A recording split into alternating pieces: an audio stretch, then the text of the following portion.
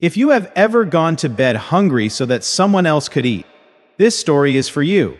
And if you have never had to make that choice, stay until the end, because you are about to see just how far one man's love for his daughter could stretch a single plate of food into something that changed an entire street. Before we begin, hit that like button and subscribe to the channel, because stories like this one deserve to be found by more people who still believe in kindness. Now let's begin. Daniel Reyes had exactly $4.37 to his name, one half-empty bag of rice, 3 eggs, and a daughter who still believed her father could fix anything. Maya was 7 years old, with her mother's dark curls and her father's stubborn chin, and she had a habit of humming while she colored, off-key and unbothered, as if the world outside their apartment door wasn't slowly closing in on them. Daniel watched her from the kitchen doorway, dish towel over his shoulder, and tried to remember the last time he had felt that light. 6 months earlier, Daniel had been a warehouse supervisor at a logistics company on the edge of town, the kind of steady job that paid the rent and kept the lights on and let him buy Maya a new pair of sneakers when her toes started poking through the old ones. Then the company lost its biggest contract, and 200 people lost their jobs in a single afternoon, Daniel among them. He remembered standing in the parking lot with his severance envelope, watching his coworkers scatter to their cars in stunned silence, all of them doing the same math in their heads. How many weeks until the money runs out? For Daniel, the answer had been 11 weeks. He was on week 23 now. The days had long since blurred into a single repeating pattern. He woke before Maya, checked 3 job boards on his phone while the coffee he could no longer afford to buy fresh brewed weak from grounds he had reused twice, and made a list of which bills could wait another week and which could not wait even one more day. He had learned to read the fine print on late fees the way other people read novels, cover to cover, searching for any small mercy hidden in the language. He had learned that pride was a luxury, and that it got quieter and quieter the longer the unemployment stretched on, until eventually it barely spoke at all. He had applied to over 80 jobs. He had gone to 3 interviews that ended with polite emails saying they'd gone with someone else. He had sold his television, his good winter coat, and the toolbox his own father left him, piece by piece, trying to keep enough cash in the jar on top of the refrigerator to cover rent and Maya's school lunch fees. The landlord, a soft-spoken man named Mr. Okafor, had given him 2 extra weeks twice already. But the third notice sitting on the counter that morning did not read like a request. It read like a deadline. That same morning, Maya had come home with a bright yellow flyer from school announcing a field trip to the Science Museum, permission slip and $8 due by Friday. She had tucked the flyer carefully into her backpack's front pocket, the one she used for things she considered important, and mentioned it twice at dinner in the careful, hopeful way children mention things they are not entirely sure they are allowed to want. Daniel had smiled and said he would take care of it, and then spent an hour after she went to sleep moving $8 between 3 different mental columns, trying to find a version of the week's budget where the number did not come out negative. Daniel had not told Maya about the notice. He had not told her about the interviews that fell through, or the calls to his sister that ended with her apologizing because she too was barely making it. He had built a small, quiet wall between his daughter and the truth of their situation, made of half-jokes and distraction, and rice cooked 17 different ways so she wouldn't notice they were eating the same 3 ingredients on rotation. That night, he cracked the last 3 eggs into a pan with the last of the rice, added a pinch of the last of the salt, and called it dinner. "Smells like Sunday breakfast," Maya said, climbing onto her chair at the small table by the window. "Every day's a good day for breakfast food," Daniel said, forcing the smile that had gotten easier to fake with practice. They were halfway through the meal when the knock came. Daniel opened the door to find Mrs. Alvarez from apartment 4B, a widow in her 70s who had lived in the building longer than anyone could remember, standing in the hallway with her cardigan pulled tight around her thin shoulders. Her hands were trembling, not from cold, but from something closer to shame, the particular kind of trembling that comes from a proud person forced to ask for help. "I am sorry to bother you, Daniel," she said, her voice barely above a whisper. "My daughter did not send the money this month, and I have not eaten since yesterday. I would not ask, but I did not know who else." She stopped herself, pressing her lips together, as if the sentence cost her more than she had left to spend. Daniel felt something twist hard in his chest. He knew, better than most people on that floor, exactly what it cost to say those words out loud. He knew the specific ache of counting coins on a countertop and coming up short, of doing the math over and over hoping it would change. He looked back at the table, at Maya's small plate still half full, at his own plate that he had barely touched, and he made a decision before he had time to talk himself out of it. "Come in, Mrs. Alvarez," he said. "We have plenty." What? They did not have plenty. They had exactly enough for 2 people to eat a small dinner, and now there would be 3. Daniel pulled out the third chair, the one that usually held stacks of unpaid mail, and set his own plate in front of Mrs. Alvarez before she could protest. "Oh no, I couldn't," she started. "You're already sitting down," Daniel said, forcing lightness into his voice. "House rule. Once you're sitting, you're eating." Maya watched the exchange with the sharp, quiet attention that children have when they sense something important is happening, even if they don't understand exactly what. She slid her own plate an inch closer to Mrs. Alvarez. "You can have some of mine too," she said. "I'm not that hungry." Daniel's throat tightened. He busied himself refilling water glasses so no one would see his eyes. Mrs. Alvarez ate slowly, carefully, the way people eat when they are trying to make something last, and trying not to let anyone see how much they need it. She told them small stories between bites, about her late husband, about the bakery she used to work in decades ago, about how the smell of eggs always reminded her of Sunday mornings when her children were young and the apartment used to be full of noise. Maya listened, wide-eyed, asking questions, and for 20 minutes the small apartment did not feel like a place where 2 families were quietly falling apart. It felt, for a moment, like enough. When Mrs. Alvarez left, thanking them 3 times at the door and pressing Daniel's hand between both of hers, Daniel closed the door and returned to a table with 2 nearly empty plates and 1 very empty stomach that was his own. Maya looked at him. "Daddy, did you eat?" "I ate plenty," Daniel lied, and started clearing the table so she wouldn't see his hands were shaking too, though not from shame. From simple, ordinary hunger, the kind he had gotten better at pretending not to feel. He put Maya to bed an hour later, read her half of a chapter from a library book about a dragon who was afraid of matches, and sat on the edge of her bed until her breathing evened out. Then he went back to the kitchen, drank a glass of water to quiet his stomach, and sat down at the table with the eviction notice, staring at the numbers as if staring hard enough might change them. He did not know, sitting there in the dim kitchen light, that Mrs. Alvarez had gone back to her own apartment and called her daughter, not to ask for money this time, but to tell her about the young father down the hall who had given a stranger his dinner without a second thought. He did not know that her daughter, Patricia, worked as a shift coordinator at a regional grocery distribution center and had mentioned the story, almost in passing, to her manager the next morning. He did not know that stories, even small ones, have a way of traveling further than the people who live them ever expect. The next few days passed in the familiar rhythm of Daniel's new life.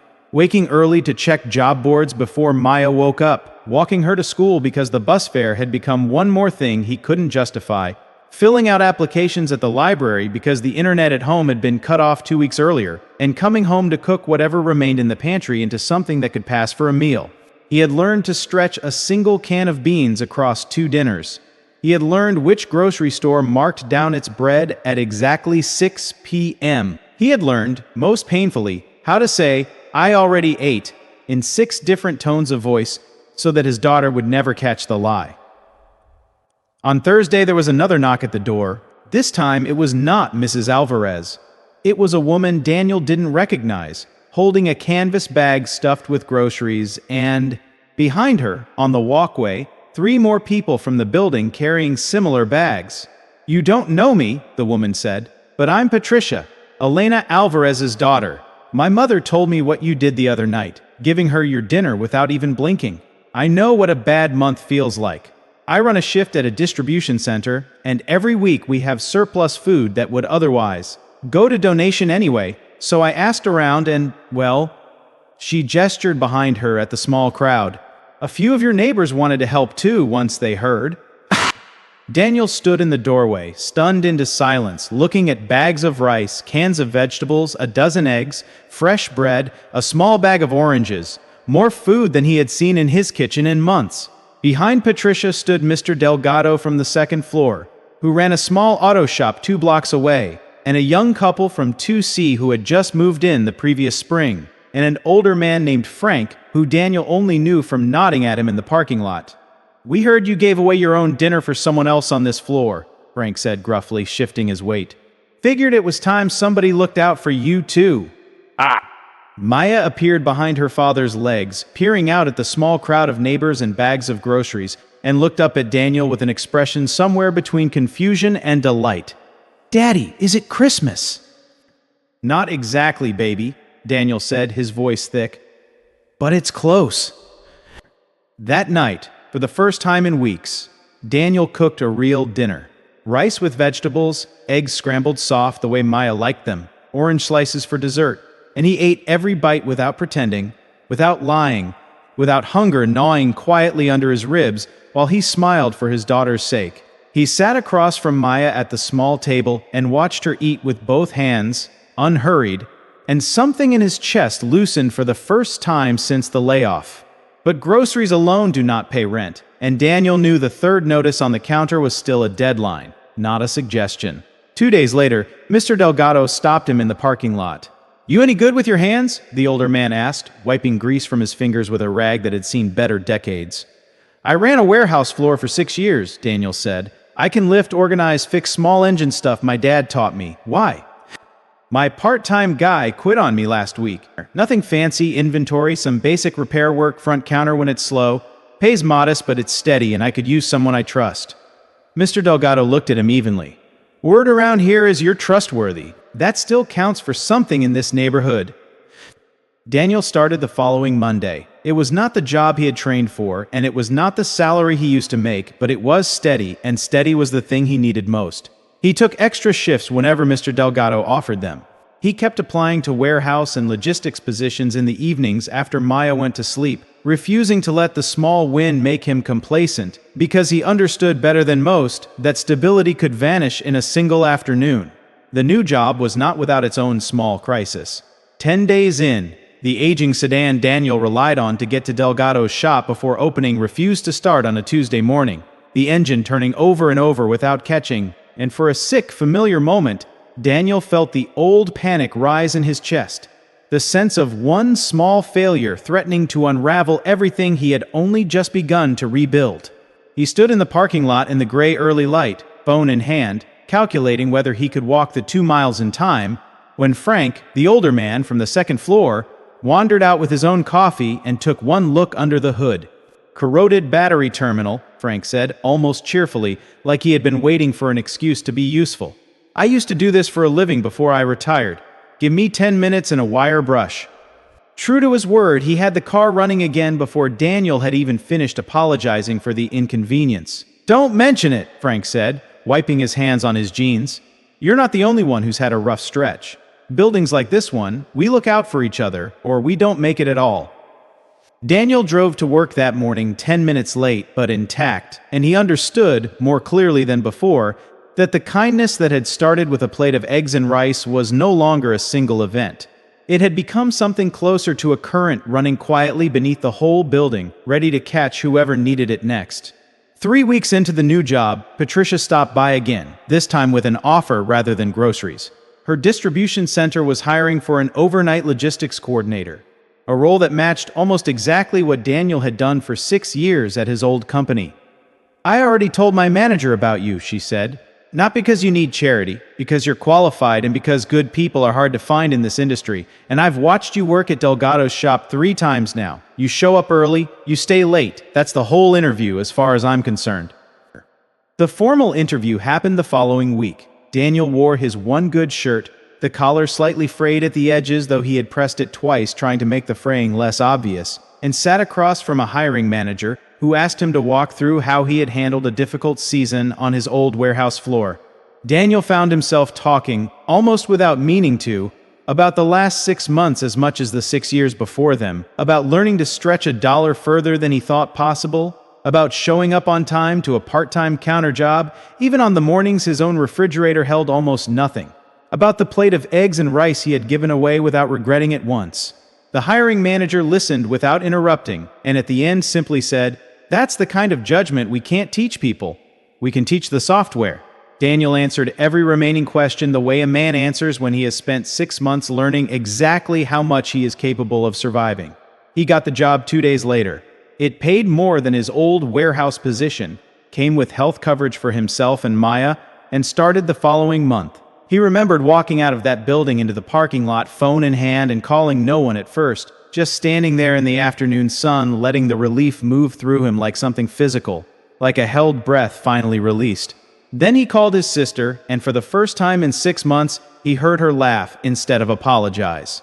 The Friday of the Science Museum field trip arrived not long after Daniel's first paycheck from Delgado's shop cleared, and he signed the permission slip that morning with a steadiness his hand hadn't managed in weeks, tucking the $8 into the small envelope Maya's teacher had sent home. When Maya climbed onto the school bus that morning, backpack bouncing, she turned around twice to wave at him through the window, and Daniel stood on the sidewalk longer than he needed to, just watching the bus pull away, thinking about how close he had come to telling her no, and how much smaller that particular worry felt now compared to everything else the past months had asked of him. That evening she talked for 20 straight minutes about a life-size model of the solar system and a room full of static electricity that made her hair stand on end. And Daniel listened to every word like it was the most important news he had heard all year, because in the ways that mattered most to a 7-year-old, it was. That evening, Daniel picked up Maya from school and, instead of walking the usual route home, took a detour past the small bakery 2 blocks over, the one that smelled like cinnamon every time they passed it. The one Maya always slowed down in front of without asking to go inside because she already knew the answer. This time, Daniel opened the door and let her choose whatever she wanted. "Really?" Maya asked, eyes wide, hovering over the display case like the choice might disappear if she took too long. "Really," Daniel said. "Get 2. One for you, one for Mrs. Alvarez. I think she'd like something sweet." They delivered the second pastry together, knocking on 4 billions, and Mrs. Alvarez opened the door with the same trembling hands from weeks before, except this time they were trembling with something closer to joy. She invited them in for tea, and the 3 of them sat together in her small living room lined with old photographs, and Daniel realized that the meal he had given away that difficult night had never really been lost. It had simply moved through the building like a current, touching Patricia, touching Delgado, touching Frank, touching the couple from 2C, and eventually finding its way back to his own table, transformed into something larger than the eggs and rice it had started as. Word of what happened on their floor spread slowly through the rest of the building and then the block, the way good stories do when people are hungry for something other than bad news. A young reporter from the local paper, a woman named Sophia who covered community stories nobody else wanted to bother with, heard about it from a tip and knocked on Daniel's door one Saturday afternoon, notebook in hand. Daniel almost turned her away, uneasy about turning a hard season of his life into a headline. But Mrs. Alvarez, sitting beside him on the small couch, gently insisted he let the woman in. "People need to hear that this still happens," Mrs. Alvarez told him quietly while Sophia set up her recorder. "That neighbors still notice each other. Let her write it." Daniel answered the questions plainly, without embellishment, describing the dinner the way he remembered it. 3 plates, not quite enough food, and a decision that had not felt like a decision at all in the moment. Maya, perched on the arm of the couch, added her own detail without being asked. "I gave her some of mine too," she said proudly, and Sophia wrote it down with a small smile. The piece ran the following Thursday under the headline, "One plate, one building, one chain of kindness," and for a while, people Daniel had never met dropped off. Canned goods at the building's front office, not because anyone asked them to, but because the story had reminded them of something they wanted to be part of. Mr. Okafor, the landlord, read the article and, without saying much about it, quietly extended grace on late fees for anyone in the building who needed it that season, saying only that a building was worth more than what it collected in rent. By early winter, the informal habit of leaving canned goods at the front office had grown into something more organized. Mr. Okafor cleared out a narrow supply closet near the mailboxes and, at Daniel's suggestion, the building's residents turned it into a small shared pantry, a few shelves stocked with whatever anyone could spare that week. No questions asked, no names recorded, just a handwritten sign that read, "Take what you need, leave what you can." Daniel restocked it every Friday after his shift, sometimes with groceries from Patricia's surplus deliveries, sometimes with whatever he could pick up on his way home, and he noticed, over the following weeks, that the shelves rarely stayed empty or overly full for long. People took only what they needed. People gave back when they could. It was, he thought, the same quiet arithmetic he and Mrs. Alvarez had discovered that first difficult night, just scaled up to fit an entire building instead of one small kitchen table. 6 months after that Thursday night dinner, Daniel sat at the same small kitchen table, except now there was a second chair permanently pulled up beside Maya's, because Mrs. Alvarez had dinner with them most Sundays, cooking alongside Daniel now instead of simply receiving what he had to offer. The eviction notice was long gone, replaced by a lease renewal Daniel had signed without hesitation. Maya's shoes fit properly. The refrigerator held more than 3 ingredients rotated into different shapes. And on the counter, instead of overdue bills, sat a small jar labeled, in Maya's careful 7-year-old handwriting, "Help Someone Else" jar, where Daniel dropped spare change every week, a habit that had started the week after Patricia's first visit and had never stopped. One evening, as Daniel tucked Maya into bed, she asked him a question that had clearly been sitting in her mind for a while. "Daddy, why did you give Mrs. Alvarez your dinner that night? You must have been so hungry." Daniel thought about it for a moment. The way you think about something you have never had to put into words before, because it simply felt like the only possible choice at the time. Because being hungry for one night felt a lot smaller than watching someone else go hungry when I had something to give, he said. And because I figured, if we ever needed help too, I'd want someone to feel the same way about us. Maya considered this with the serious focus only a child can bring to a simple sentence. "So the food kind of came back? Like a boomerang?" Daniel laughed, really laughed, in a way that felt unfamiliar and wonderful after the year he'd had. "Yeah, baby, kind of like a boomerang, except it came back bigger than when it left." He kissed her forehead, turned off the lamp, and stood in the doorway for a moment, watching her drift toward sleep, the way he had done on countless nights when the future felt uncertain and food was something to be measured rather than shared freely.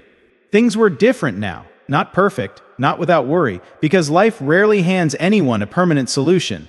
But different in the way that mattered most. They were no longer alone in the hard months, and they never truly had been, even when it felt that way. If there is one thing this story asks you to carry with you, it is this: generosity rarely disappears the moment it leaves your hands. It moves through people, gathering warmth as it goes, and more often than anyone expects, it finds its way back to the door it started at, carrying more than it ever took. Daniel gave away his last meal not because he had extra to spare, but because he understood, in the quiet way people who have struggled often do, that dignity is worth more than a full stomach for one more night. And in a building full of strangers who quietly needed each other more than they realized, that single choice became the first link in a chain none of them could have predicted. None of it happened because Daniel expected anything in return. That is, in the end, the part worth remembering most. He did not give away his dinner as an investment, hoping it might come back to him someday in the form of a job or a full pantry or a building full of people who suddenly cared. He gave it away because a woman was standing in his doorway hungry, and he had food, and in that single ordinary moment the math of scarcity simply did not matter as much as the math of decency. Everything that followed, the groceries, the job, the friendships, the shared pantry by the mailboxes, was not a reward so much as it was proof of something that was already true before any of it happened. That people, even tired, frightened, broke people barely holding their own lives together, still have more to give each other than they usually believe they do. If this story moved you even a little, do us a favor and share it with someone who needs a reminder that kindness still comes back around. Subscribe to the channel for more stories like this one. Leave a comment telling us what you would have done in Daniel's place, and we'll see you in the next story.